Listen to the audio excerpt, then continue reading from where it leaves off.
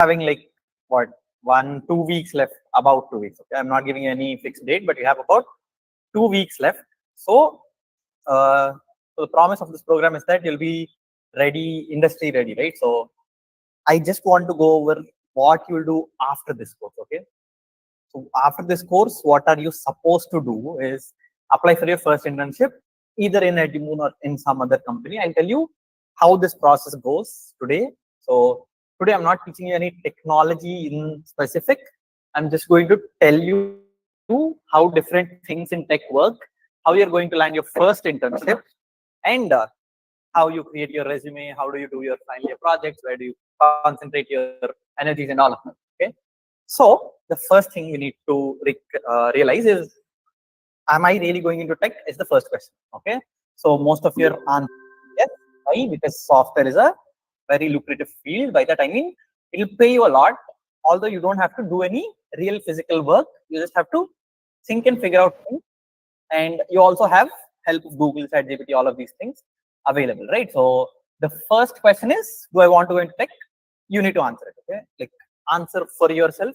After that, the second thing is, am I capable? That question is like very common. Even I had it when I first started. So that question you can't answer right now unless you try, right? So let's just say, do you know swimming? No, right? Some of us don't know, but you won't learn to swim unless you try, right? It's like that. Swimming and software are kind of related. And the thing is, unless you try it out for at least a set amount of time, I personally think it's like 6 months. In 6 months, if you're not able to like really think, okay, tech is for me, then it's really not for you. But within this trail period of 6 months, you try to learn as much as you can and try to understand what is happening in tech. And if you feel like tech is for you, then obviously software is a very good choice for you. Okay.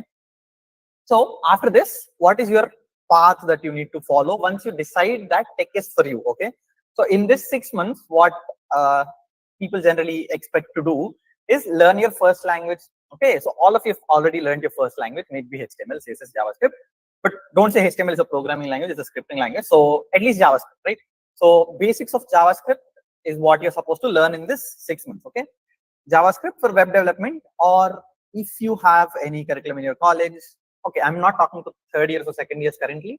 I'm just saying for people who have not even touched programming, who are watching the recording probably, learn C or C++ or Java or Python. Okay, and I will specifically suggest you to learn any one of these three. Okay, personal opinion.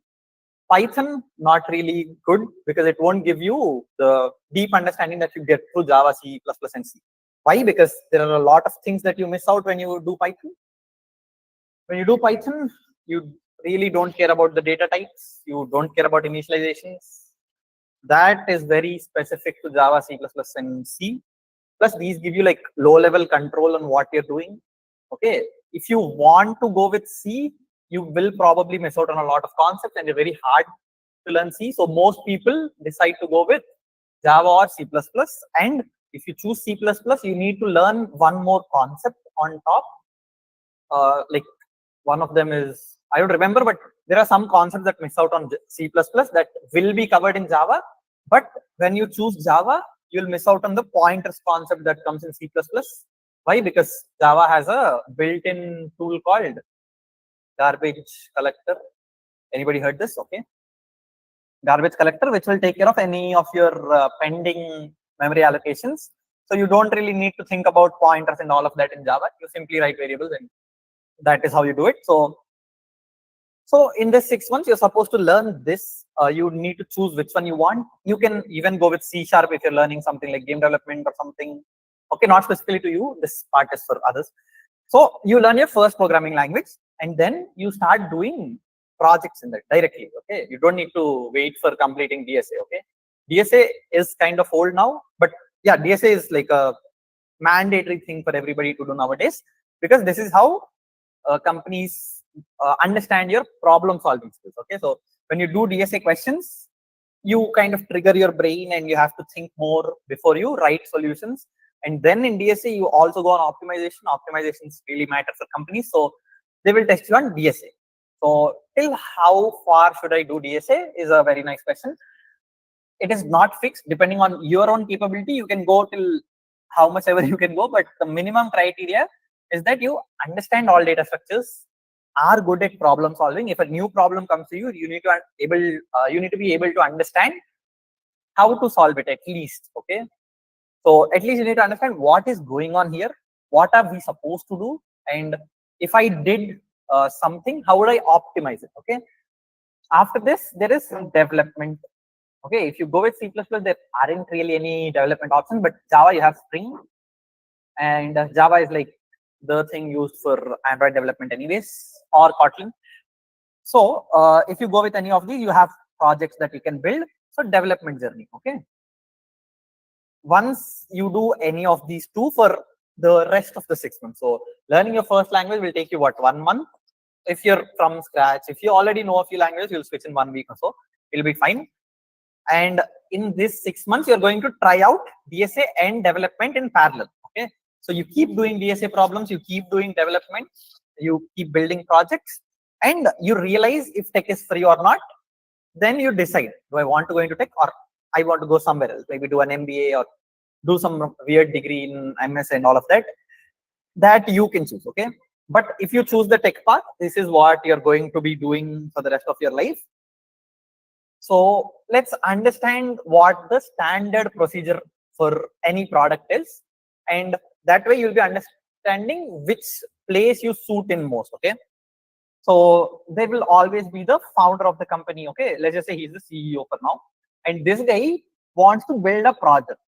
Okay, so and there are two types of companies, if you guys know. They're called,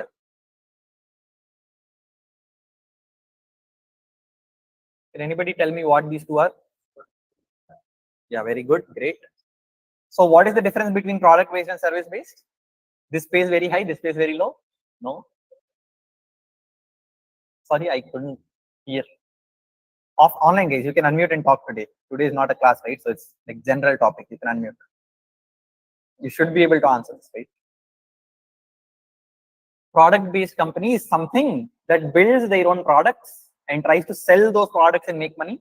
Service based companies are, yeah, not exactly maintaining. Yeah, okay, you can say maintaining, but these are the companies that do not sell a product. They build a product for somebody else, and that guy sells it and gives this company a set amount of money to build that product. Okay, so if you're targeting service based companies, be ready to do a lot of hard work instead of doing like smart work. Product based companies hire for brain instead of brawn. Okay, so in product based companies I'm talking about. Service based companies, you'll anyways figure out TCS, all of those things. Okay, in product based companies, what happens is there is one CEO, and this guy has an idea for an excellent software product. Okay, software product, mostly these will be SaaS products. Okay, as a service. So what does SaaS stand for? Can anybody tell me? So once you apply for your first internship or your first job, you're expected to know all these things. Okay, what is SaaS? What is B2C? Okay, what is C2C or B2B? What are all these things? You're expected to understand all of this. Okay, and there is BAAS also. There's PAAS also. What are these things? Okay, in case you don't know, please try to learn these. SaaS means software as a service. PaaS means business as a service. PaaS means product as a service. Okay, and B2C is from a business to a customer. Okay, for example, you can think of okay, I'll give example for this first. SaaS is like software as a service. If you think of it, Instagram is like that. Okay, then business as a service, think of somebody who is marketing something for you. That is business as a service. Or you have a shop and somebody is doing the business for you, but you are getting the profit. That is BaaS. Product as a service is very simple. Somebody is selling your product and that product is off service to you, so you're paying the money. It's not exactly true, but BaaS is like that. B2C is when a business is directly interacting with a customer and giving them his service. You can think of Urban Clap or something like that. Okay, C2C is peer-to-peer bike rentals, maybe. Like if I am renting a bike to somebody else, I only have one bike. I don't have a business. I'm renting my bike to somebody else. That is customer to customer. And B2B is business to business, which is one company is selling its services to some other company. Okay. So something like that. We don't need to care about this for now, but you're expected to know these definitions. Okay. So this guy has an idea for software product. What happens is he doesn't know himself how to build that product. Okay. What he'll do is he'll go and hire a few talent. Okay. They call them talent. They hire talent for doing work. And this is where you come in. Okay. You will come and either develop or test or maintain that product. Okay. So development is the most challenging of them all, because there is nothing there, but you have to build something out of scratch basically. Okay. There is development, which is you are going to build the product, you're going to build the APIs, you're going to build the database structure, schemas, all of these things. That comes under development part. And then there is the testing part. Okay. Now it depends on your mindset where you want to go. If you're very good at finding bugs in others' code, or maybe testing, I mean like brute forcing and trying to break things, then testing is for you. If you're very good at building things, development is for you. Okay. What does a developer do? He builds things. What does a tester do?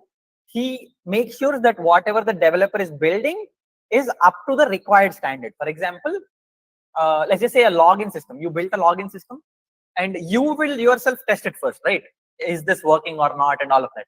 But then there will be a second or third person who is going to test this login page and try all weird kinds of things within that login page and see if that is working as expected or not. Are there any security vulnerabilities, or are there any bugs where if the username has spaces, is your code breaking? If the username has semicolons, how are you handling that? And all of these things. Okay. So after that, there is management, right? Or you can say maintenance work.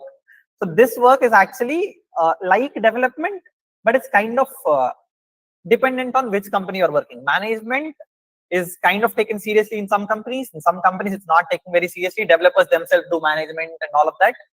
I mean, maintenance is actually difficult because you have to understand somebody else's code and then write up on top of it. Okay. So this is like bug bounties mostly. Okay. Maintenance is there.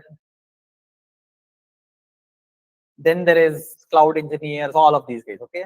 I don't want to go into that specific things, but this is the 3 stages of software where you can be. Okay. Development or testing or maintenance. Okay. Now, the next thing is, how do you land your first internship, right? Now, you can think of it like a graph. Okay. The more talent you have, or actually knowledge or experience, all these plus. Okay. Let's just say not or, it's just plus. The more talent, knowledge, and experience you have with the tech stack. Okay. I'm not talking about normal general knowledge. I'm talking about the stack specific knowledge. For example, the MERN stack specific knowledge. I know how to build a MongoDB. I know how to do Express. I know how to do React. I know how to do Node. This together is talent plus knowledge plus exposure. Okay. Experience. Talent, it's like how good are you at development. Knowledge is how much you know. Experience is how much you've already done. Okay. Depending on this, your income will increase, right?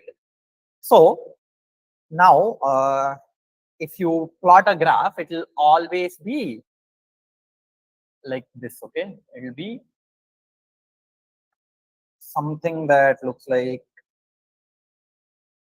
this, and all of a sudden you will kind of hit a flat curve, and then there will be a very high increase. It will be like this. Okay. So it will keep going in steps, but firstly it will be like a linear graph. Even though you keep learning, you won't earn a lot of money. Or I'm not talking about especially money here. I'm talking about like the status of your job and all of that. Okay. So this is where you hit the junior software development engineer. Okay. JSD is like junior software development engineer. Here is when you hit a flat curve, because from junior software development engineer to senior software development engineer. This is the senior software development engineer. From there, your earning will like suddenly increase a lot, but you have to learn a lot of things to get from there to there. And all this region is your interns region. Okay. Okay. So, and this region is your working region, like fresher region. Fresher who's doing a job, not an internship. And after this, you'll hit a roadblock where you're not able to make any more money. Okay. Maybe till here you'll increase. After this, you'll go to like the super senior software development engineer. Okay. And maybe here you'll hit a very big roadblock where you're no longer, cheap enough for normal companies to hire. You're like already earning a lot, and a lot of companies are not able to give you that much. So here is where you start switching. Okay. And or maybe reach a ceiling and start your own company. Okay. So this is the general life of a software engineer in terms of money. And we are going to double tap and zoom into this particular region, which will be of the most interest to us, which is this part. Okay. We are currently in this part, right? So we'll zoom into this and we'll see in the next page what will happen here. Now that area can still be divided into more, one more graph. Okay. So now all of us are freshers, right? So we don't have experience. Experience is the metric here. We don't have anything else. Okay. It doesn't matter if you have the knowledge, if you have skills and all of that. Experience is what will matter when you land your first internship or your first job. And this is your startups. Okay. I'm talking about startups as a metric because there are multiple types of startups. Or you can go for MNC companies, but there your learning will be very low. So your first internship needs to be in a startup. Okay. Always. Otherwise, you won't really scale that much. Okay. So first is the startup that is not willing to pay you. Okay. Unpaid internships are here. This is level 1 where you're being paid from anywhere like 3K to 9K. Okay. And after that comes 9K to 30K. And after this is where you're getting paid 30K, 31K to 1 LP. Okay. LPM. Okay. Per month I'm talking, not per year. Please note that. Okay. So your first internship needs to be somewhere.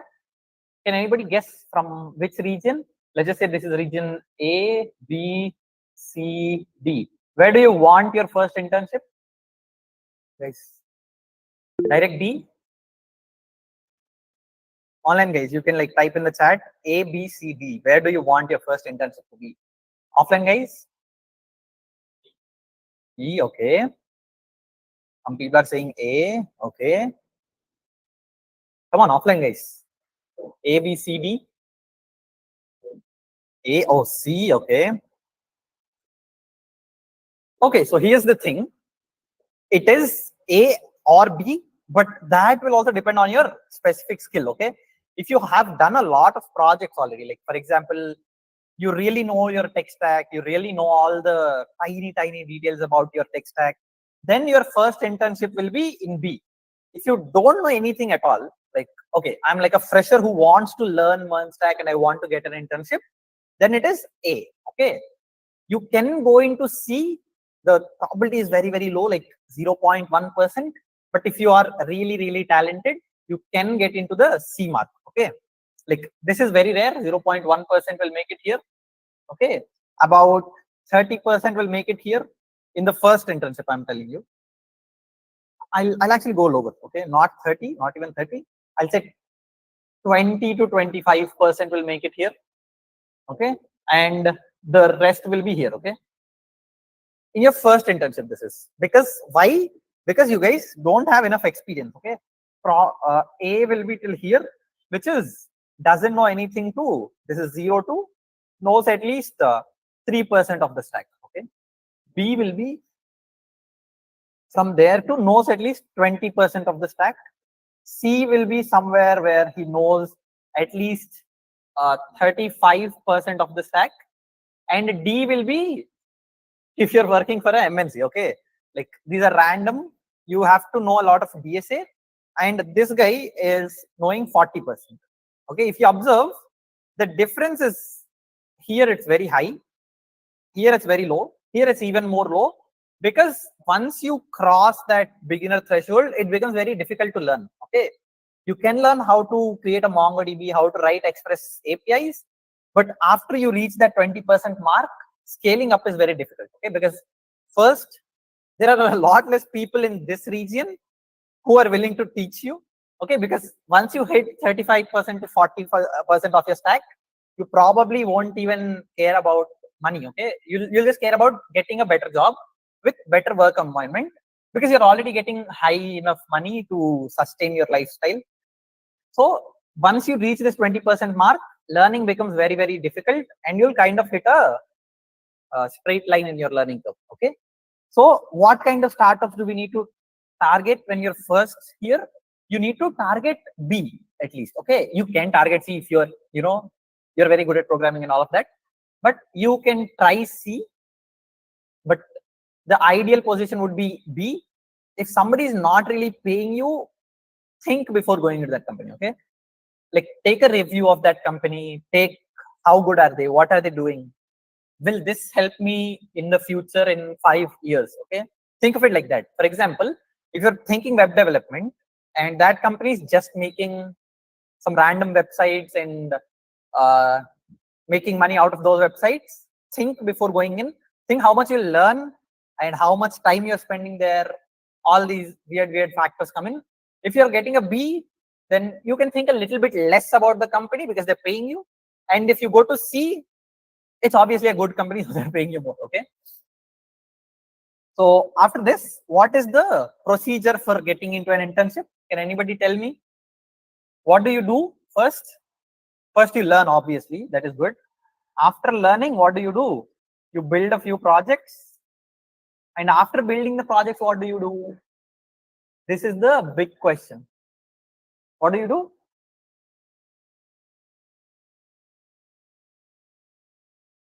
Okay, for example, how many of you know Legos? Lego, building Lego. Anybody built Lego in their life? Nobody? Nobody built Legos. Oh my God. Okay. I don't know what example to give you, but think of it like this. Let's just say you drew a very nice picture. It doesn't matter if you're good at drawing or not. Just assume you're very good at drawing and you drew a very nice picture. What do you do next after drawing? You show it to everybody, right? That is what you do. So here you need to show off, right? So this is what you're going to do. You're going to show off to everybody. How? How do you show off your projects to everybody? There's this very nice platform called. I'm sorry, somebody talked, but I couldn't listen. By GitHub or Very good. Sorry. Come on, talk. Keshav, I couldn't listen the second time either. Hello? Yeah, Hello? yeah, you're audible. Yeah, by GitHub or LinkedIn or some profile where we can build. Yeah, perfect.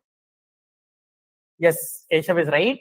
Either by LinkedIn or GitHub. Okay. I'll tell you that you need to prefer GitHub rather than LinkedIn. Why? In LinkedIn, you're only able to show the output. In GitHub, you can show the code. Then whoever is hiring you, they will look at your code and they will go through your code and see, okay, what did this guy do? Is this guy writing optimized code? Is this guy writing bad code? Is this guy a beginner? They'll understand everything just by looking at your GitHub profile. Okay. So the next thing you do is you show off, but then again, you have to build something known as a resume, whatever it is.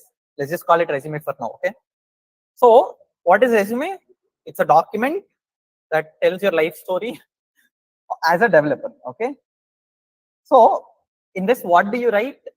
How many pages does a resume need to be for a beginner intern? 1 page. Anybody who says 2? Okay. It has to be 1 page. Okay. It should never cross 1 page unless you have experience of like 10 years. Okay, unless you're more experienced than 10 years and don't have enough space to write your experience and projects, stick to one page, never go beyond one page. And after this, what are you supposed to write in this one page? First of all, name. What else? Under name, what do you write? Contact details. What do you write in contact details?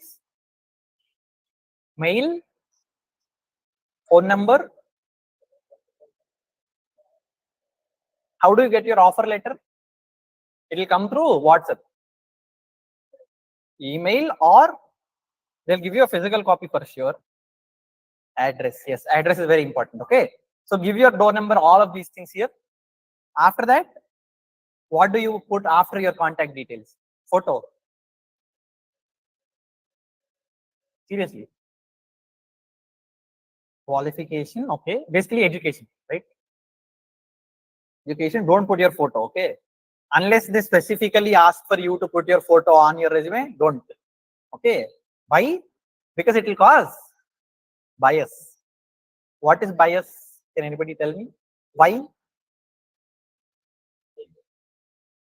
See, because say for example, I know this sounds very cruel and outdated, but let's just take a very weird example. Okay, don't judge me for this, but this might happen to you. Okay, so say you're a very strict.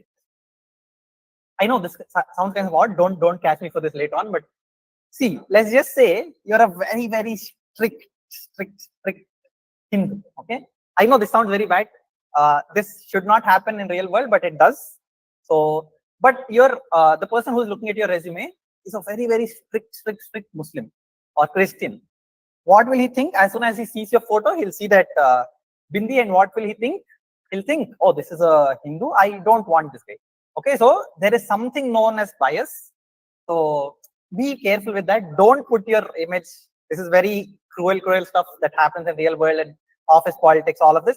You don't need to think about this, but don't put your resume unless they specifically ask you to, in which case put a very formal photo of yourself.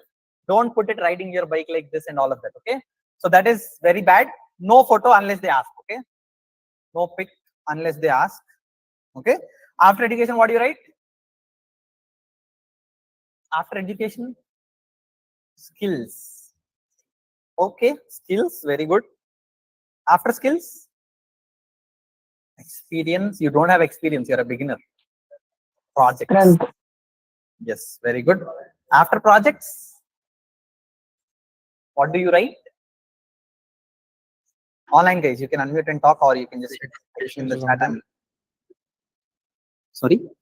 Expectations or something? Expectations, you don't really write. You don't write expectations. You write something known as a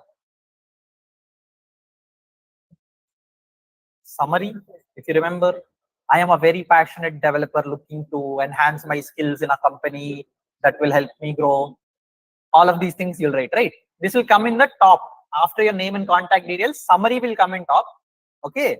Summary is here, then education, skills and projects. After this, what do you write? Hobbies. Do you really write hobbies? Okay, if you write hobbies, what do you write?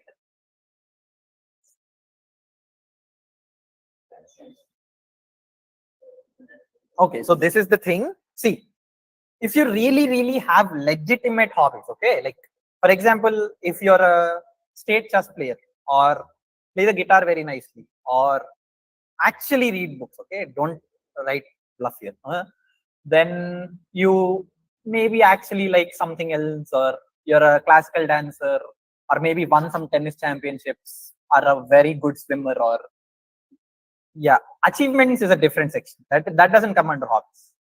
Okay, or you paint very nicely. So what happens is, hobbies, what do you guys write generally? Reading books, watching TV, cooking with mummy. What else? So don't write all of these. Why? Because the person sitting on that side of the table, and actually for that matter, anything, okay, whatever you put on your resume, be ready to answer questions about it. For example, in hobbies, you put reading books. Okay. Then if the interviewer is really a good person or a very good interviewer, not a good person, he'll ask, what book have you read so far? What will you say? Renan Martin, Gulliver's Travels, Shakespeare. What will you say? Sunday book, Inadu. No, you can't say that, right? So you have to be ready for that. Otherwise, if you write, I'm very good at playing badminton, that guy will ask, what tournament did you participate? You say, no, I didn't participate in badminton. I just play for normal fun. That doesn't come under a hobby. Okay. For example, you write reading novels or something like that, same problem. Okay. So whatever you write in hobbies, be very careful to write. If you think, okay, I don't have that good achievement. For example, I play tennis. So I don't put that on my resume. Why? Because I don't know if the interviewer likes tennis or not. If he doesn't like, he'll ask me, why do you play tennis? It's such a meaningless game. So don't put hobbies unless you're really sure that you are at a level in that hobby. Okay. For example, if you write, I play the guitar. Okay. So that guy will ask you, what is the F chord? How do you hold the F chord? Okay. You need to show that guy there. You hold it like this. Okay. Yeah, actually you hold the F chord like this only. Your finger goes on the stem and all of that. Okay. So leave that. So you need to be ready to answer any questions that you write in hobbies, first of all. So write legit hobbies. Don't copy from seniors. Okay. Summary also don't copy from seniors. Projects, anything. Basically, you need to understand that the guy sitting on the other side of the table and interviewing you has an experience of at least your age. Okay. That guy will at least have an experience of 10, 15 years or 20 years. Okay. So you have to be very careful about what you're writing. In skills, if you write, I saw a person like this, okay?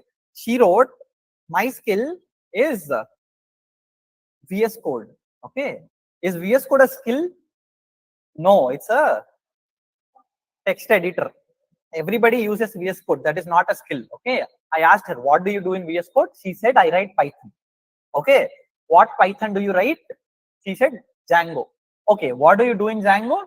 She said she writes HTML in Django.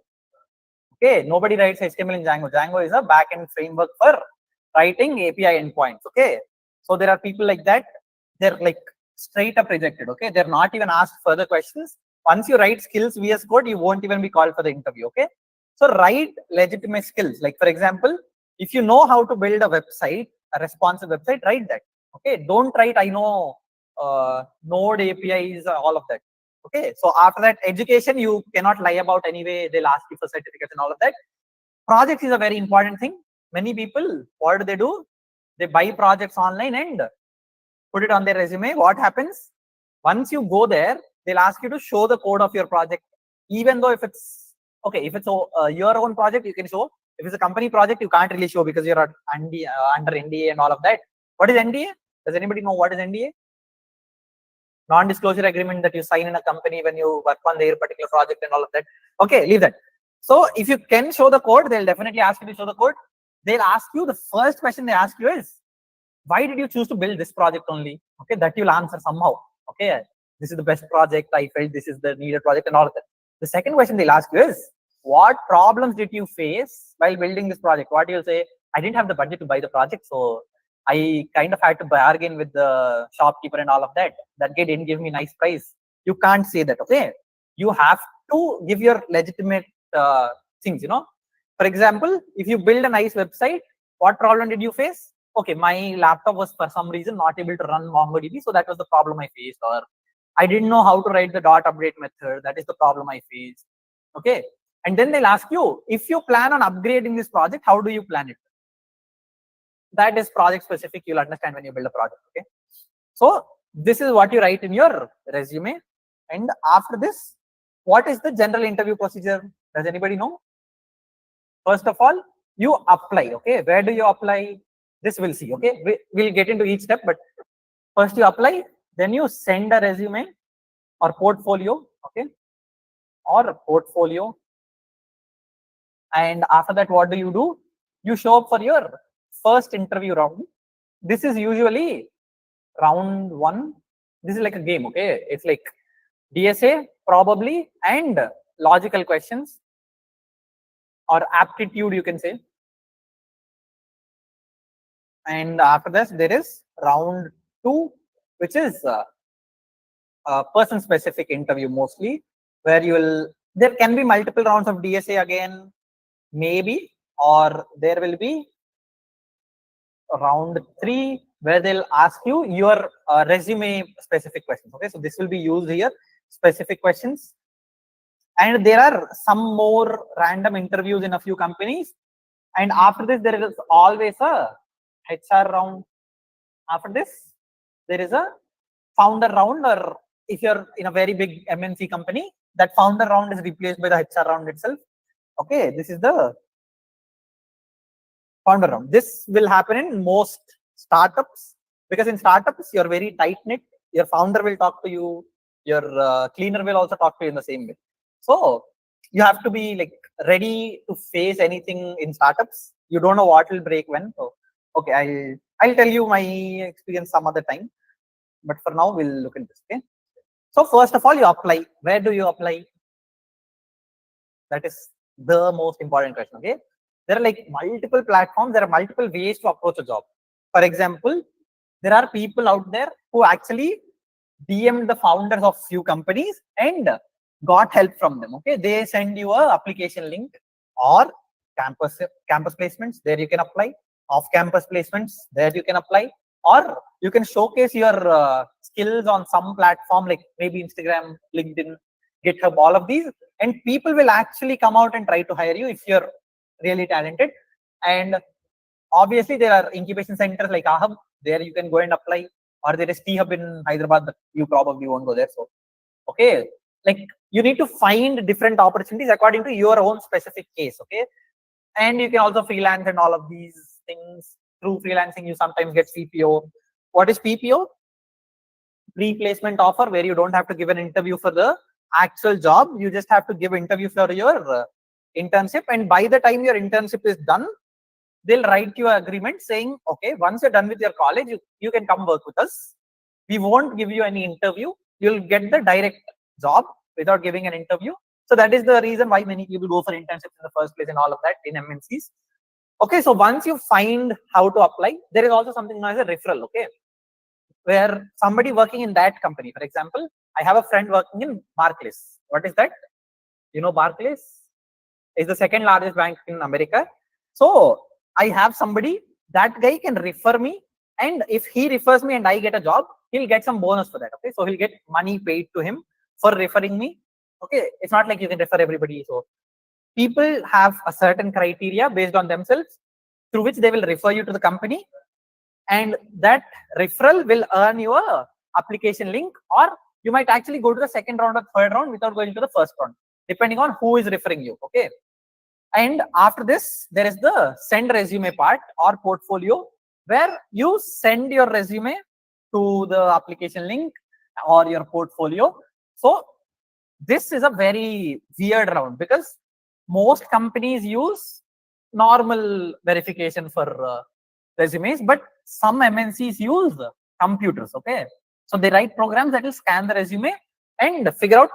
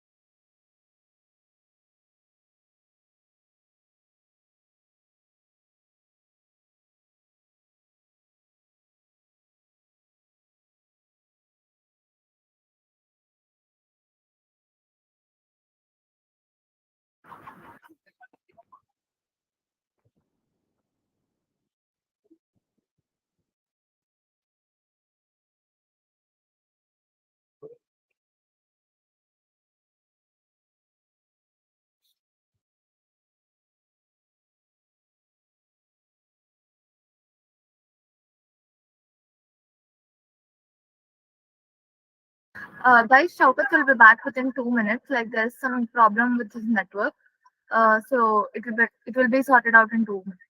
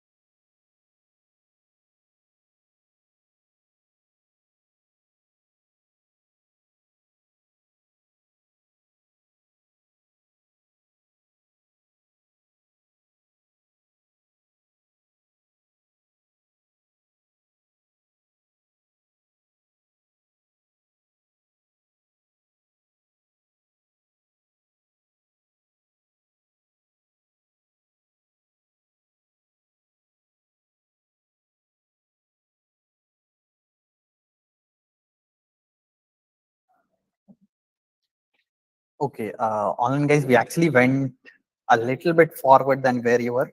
What is the last thing you heard online, guys?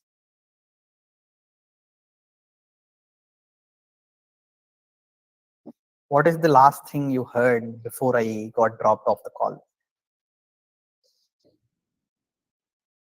Okay, I guess just because you're not responding, I'll move on. Okay, so yeah, you basically got your job, and that's it. That is how you're going to progress in your career. Okay, and yeah, I am sharing the screen. I'm not sure if you can see it yet. Yeah. Okay. So that is your first internship journey. What else is left? Yeah, that's it. Okay. And there is one more important question, which is how do you choose a tech stack that will stay for X number of years? Basically, 5 years is the number to go, or maybe if you're too comfortable in the tech stack, you can go ahead. How many of you know Fortran? Like, I'm not telling knowledge of Fortran. How many of you know what Fortran is? Okay. It's a programming language. If you guys didn't know yet. Okay. Anyways, so Fortran is a very important language that runs our banking system basically. Okay, India's banking system is built on Fortran, and it is very obsolete. So you won't even find a lot of people who know Fortran. See, you guys don't even know what Fortran is, right? So Fortran is very old, but there is a lot of demand for people who can write Fortran. Okay, so you can kind of think of it like this. Again, a graph. So number of people who know the stack, number of people know, and the demand, therefore the money. Demand equals money. Okay, obviously, the more demand you have, the more money you'll get.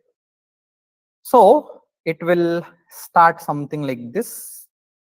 Oh yeah, it will start from here. Okay, it will start going down, and at one point it might even go to 0. Okay, why? Because the less number of people that know the language or the tech stack, the more people are willing to do it for lesser price. Okay, they'll lowball you and they'll try to get the job.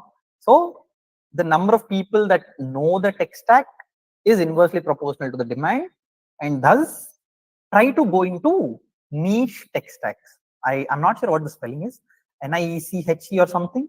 Okay, niche basically means very, very specific. Okay, for example, what example can I give you?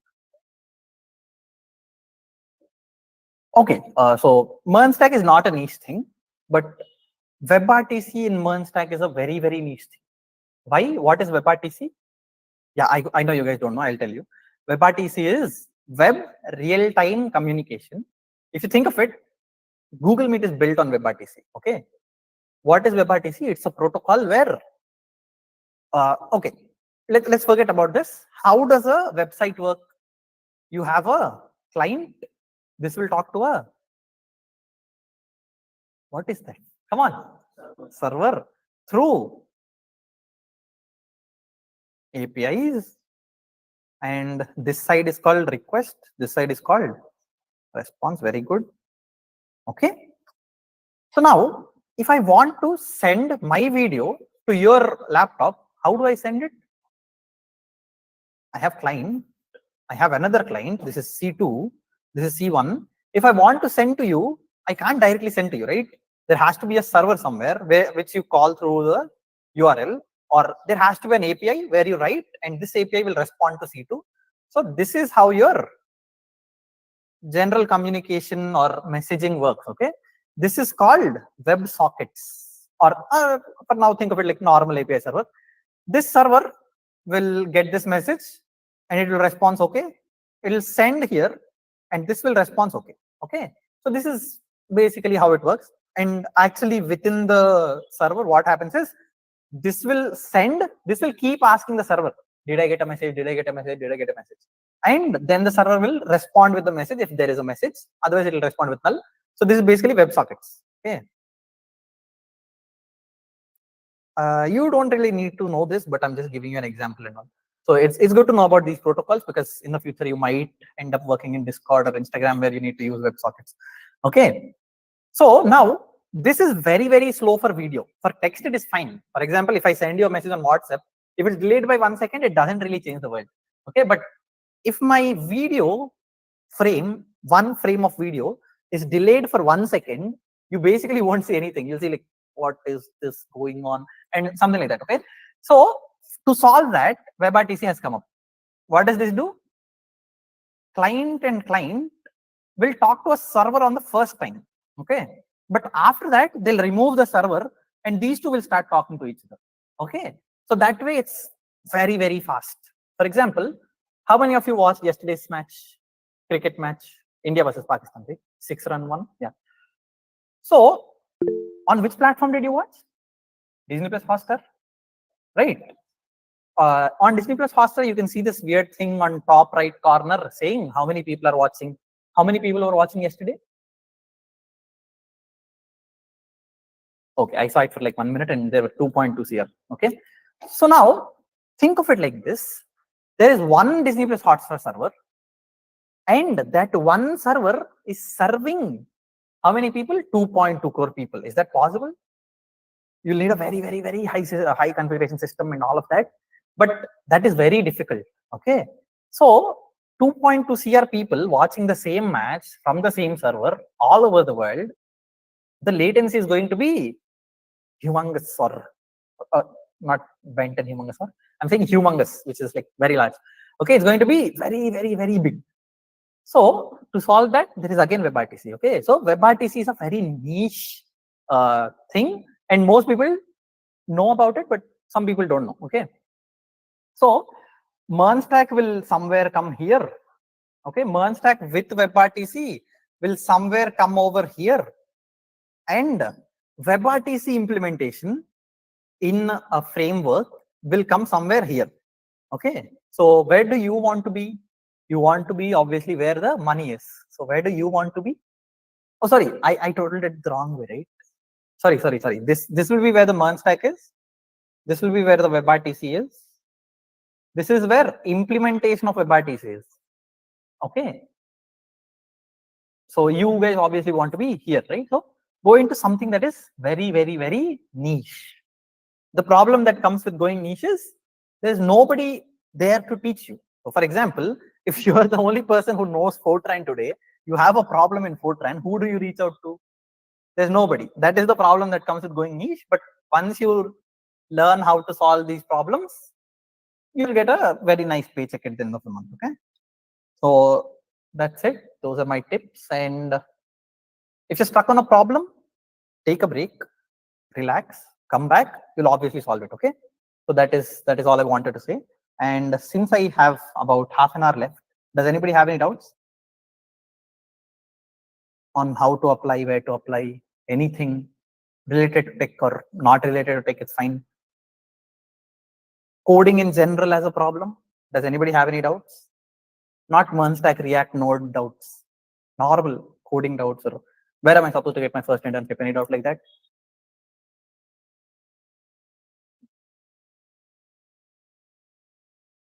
Okay, I guess nobody has, so we'll just move on. Okay. We have learned things, yes, but what project do we start with? You guys already did projects, right? If you guys think about it, what do you know now? You know HTML, CSS, JavaScript, at least the basics. Okay, I'll get to the second point later, but for now I'll just talk about this. Okay, think of it like this. Now you know how to build an app bar, right? You know how to keep an image into a website. You know how to write text. You know how to use Bootstrap. You know how to do sign. You know how to build APIs. You know how to host a website and send that link to somebody else on GitHub, right? What else do you know? You know how to style a website. You know how to write JavaScript for a website. You can start doing projects already. Okay, you actually did a lot of projects. You don't know, that's it. Okay, you made an app bar, that is a project. You made a portfolio website, that is a project. You wrote your resume in HTML, that is a project. What else? You did that weird thing where you move your mouse pointer and the cube moves with you. That is a mini project in itself. Okay, it's a very, very small project, but it is a project. Okay, then what did we do? Does anybody remember what we did next? I don't remember. Calculator, yeah, calculator is a nice project. You just have to give nice styling and put it out there. Okay, you don't need inspiration. You solve your own problem. For example, you have your college. How is your attendance taken? Offline. Solve it. Make it online. So that whenever a person comes, he'll take a photo, upload it, and he's taken, like, attendance is given for that person. That's a very nice problem to solve. You guys know how to do all of it, right? Maybe you don't know how to access the camera, you don't know how to send the image to the cloud, but those are secondary problems. You just know how to do the basics, right? Just build the website for now. Until you get experience, just build the front end and show it to some teacher and ask him, sir, I built this. I want somebody who can access the cloud and put this image there, or access the camera from my JavaScript. That is how you solve problems. Okay. Otherwise, go to a barber shop or some consultancy or some real estate company and ask them, sir, I want to build a website for you. I'll do it for free. For 2 to 3 projects, just do it for free, even though it will cost you a lot from your time perspective or the hosting perspective. Do it for free. Give the website to them, get their review on what you can do better, learn, do it again, give them again, and once they're satisfied, tell them that, okay, I'm done with you, thank you. Then go to another company, try this for 3-4 times. Once you're confident that you can build a product that is satisfying the customer, start charging. Okay. By the time you complete these 3 projects, you already have 3 completely built real world websites in your resume, right? So that is how you do projects. Nobody's going to tell you, okay, go do this project only. If you don't do this project, you won't get hired. There is no such project. Okay. So just search online. Okay. If you want to build some project with JavaScript, do that. Okay. We have learned things, yes, but what project do we start with? You start with a simple project. Whatever you've learned, just put it into code and think, what can I use this for? For example, you learned JavaScript, right? You learned event listeners. Think, what can event listeners be used for? They can be used for multiple things. For example, you can build a game using the JavaScript you already learned. If you remember, we built the Simon's game, right? Just research and you'll get that. Where do we get inspirations from? Look at other people's GitHub, look at other people's LinkedIn and all of these. You'll get inspirations from there. Where do we apply to internships? You can apply on LinkedIn. You can apply on there's one thing called unstop.com. And yeah, these are for beginners mostly. And there is Internshala, you can apply there. But the thing is, when you apply for online internships, be very careful, because there are people who make you do the work but don't pay you at the end. So you have to be careful with that. Okay. So I'll give you like simple projects to do now. Okay. Not in this course, but once you go outside of this course, try that. Only front end using Figma and many other tech focus on very unique design and animations. There are people who encrypt data on the back end. People stick to full stack and make basic websites for people who need it. For example, like a dentist needs a portal. So how many different types of website types of positions are there in web dev? There are infinite number of positions. Okay. For example, take me. Okay. First, I used to build only HTML, Java, CSS websites. Then I built HTML, CSS, JavaScript websites. Then I built HTML, CSS, JavaScript website with a lot of functionality, like complex functionality, like when you click on a button, a menu opens and all of that. So after that, I started backend. I built basic backend, like user authentication, then storing that user authentication in cookies. Then what did I do? I built like real full stack websites, okay, with complete backend. Then I started integrating that with blockchain called Ethereum. Okay, although it's kind of weird, I didn't really do it. The libraries did the job for me and all of that. But then I started working with integrating this front end application and back end full stack application with a blockchain. What is a blockchain? If you guys don't know, please look it up. It's very interesting. Okay, that is a Web3 basically. And after that, what did I do? I started integrating something known as A-Frame into my websites, through which you can build VR experiences for people. Okay, you guys can actually do A-Frame. Okay, not in this course. I won't teach you in this course, but A-Frame is a library that will allow you to build VR experiences through just HTML. Okay, just through HTML, you can build VR websites. You can do that in data storing framework where data is stored and encrypted in blocks. In what data storing framework?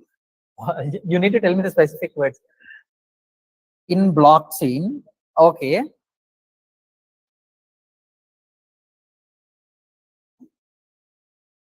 I'm not really sure what you're asking me. I didn't understand the full question, but I was trying to answer blocks. Okay, okay, got it. Okay, so where were we? Yeah, after that, what did I do?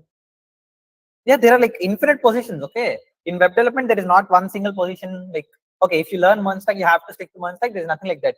You can do whatever you want. Okay, there are like n number of different types of positions in web development. Okay, so it's actually not answerable, that question. Okay, so other than that, any other doubts?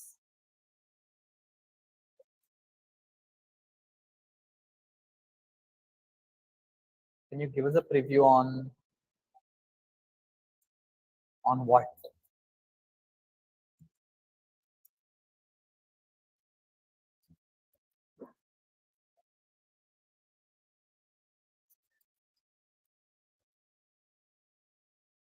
Keshav, on what? Can you give us a preview on dash?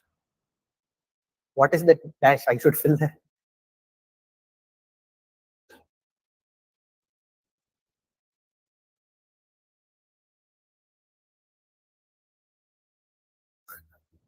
Okay.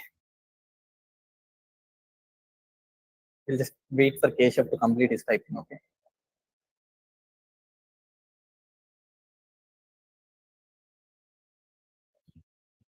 Yeah. Also, what is your general typing speed? Did anybody test it out? Like your typing speed. Did anybody try testing your typing speed out? No, because typing really fast is very helpful in interviews. Okay. Like for example, you go there and type at 100 words per minute, they'll be shocked. Wow, Shakut, you have a very nice typing speed. Okay, mine is not 100, mine is 60. Okay, tell me what is your score? Okay, how do you test your typing speed? Does anybody know? Monkey type, very simple. Okay, you just go to monkeytype.com or something.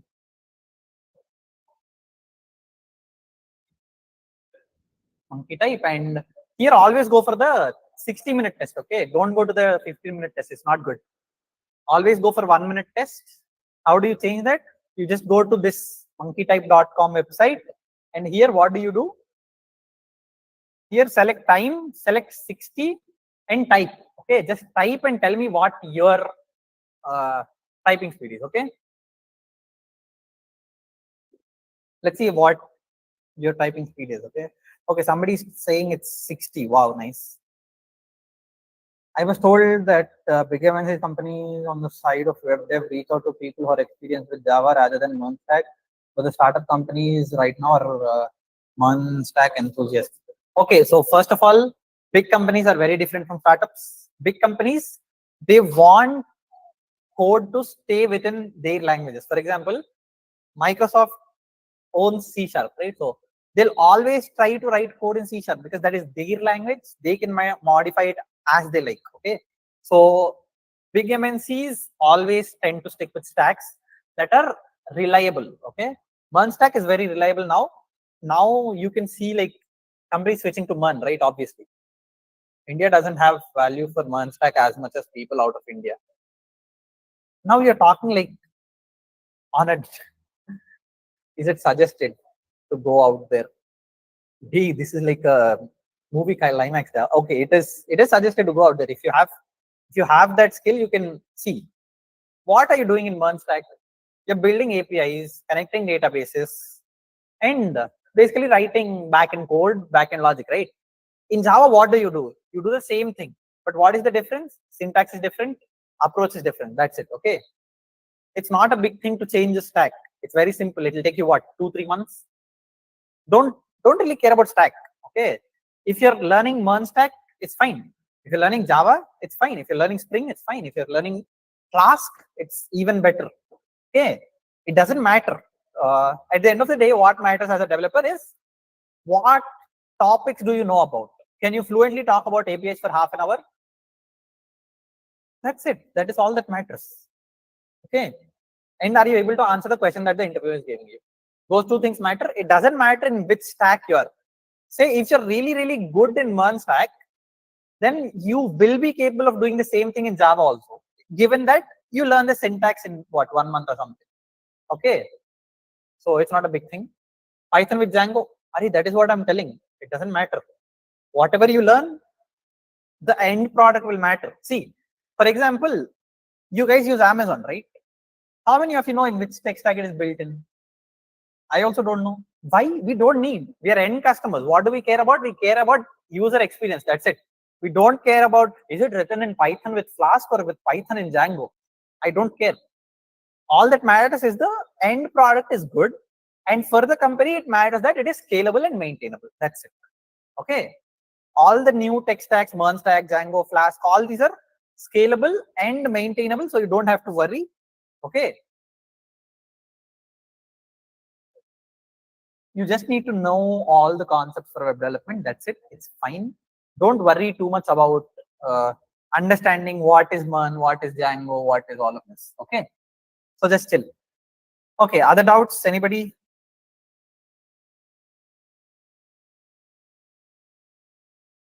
Oh, this is not charging.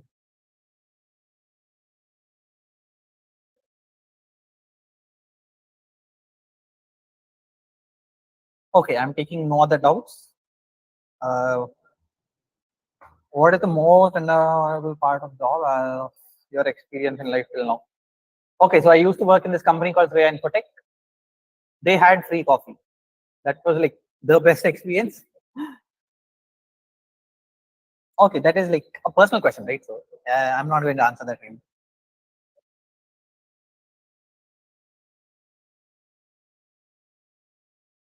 Okay, got it.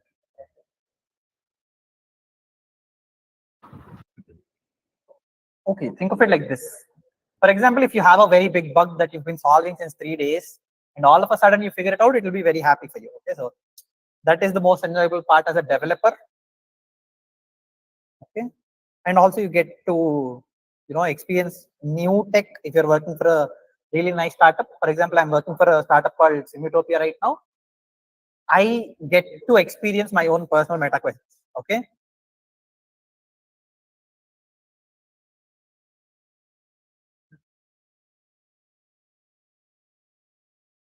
Okay, got it, got it. Yeah, if nobody else has any doubts, we can end the meeting and call it a day. Tomorrow we'll learn about use effect hooks in React. Okay. So how many of you understood use state? Most of you didn't come for the last class, right? How many of you know what use state is? Okay, so we'll cover that also tomorrow. We'll start React again basically because a lot of people were not there in yesterday's class. I mean last class. So we'll start React again from scratch tomorrow. Okay. So that's it for today. If you have any doubts, you can stay back or you can leave the meeting. Thank you, Shaukat. I think it's done for the day. Okay, done. Yeah.